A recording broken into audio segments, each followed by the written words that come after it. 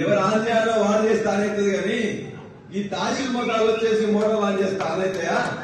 వాళ్ళ దాన్ని మేలు చేసినా చెప్తారా?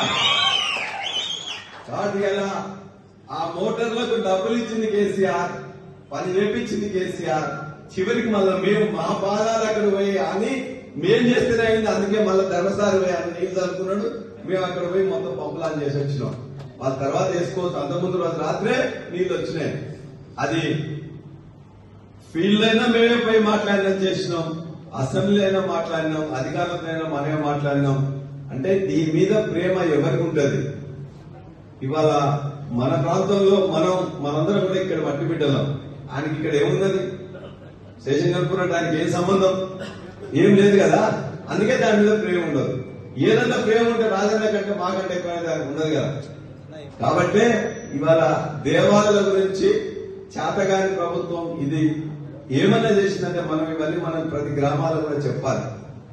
ఆయనకి ఈ మధ్య చెప్తున్నాడు 800 కోట్ల పనులు కనుగోలు తెచ్చినామని. మేము అడుగుతున్నాం ఇవాళ ఈ 7 రిజర్వాయర్లలో ఏదైనా రిజర్వాయర్ నువ్వు కట్టించినవా? ఇవాళ 2014 తర్వాత నువ్వు కూడా ఎంపీగా ఉన్నావు కదా.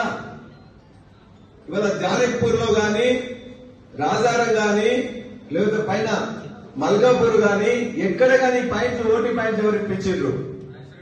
మేమే కదా. ఈ తర్వాత 103, 104 కోట్ల పని కావాలంటే కింద భాగానంతా కూడా రాజన్న బాగానే ఇప్పించిండు. పై భాగాన్ని కావాలంటే ఇలా పీసర గాని, వేలేరు గాని, ముప్పారం గాని మొత్తం ఆ ప్రాంతంలో ధర్మసారి కనుక బాగున్న నీళ్లు కావాలంటే ఇవాళ మనం మీటింగ్ పెట్టుకొని చేసుకున్నాం. కేటీఆర్ గారు ఇనాగ్రేషన్ చేసింది కదా. అదొకటి. ఇక్కడ తరిగొప్పుల కింద ఉండే అది కూడా పని మొదలైంది. దాని ద్వారా ఇవాళ పై నుంచి పీసర మధ్యలో కూడా మిగతా వాళ్ళకు కూడా నీళ్లు రాబోతున్నాయి. ఒంగాలపల్లి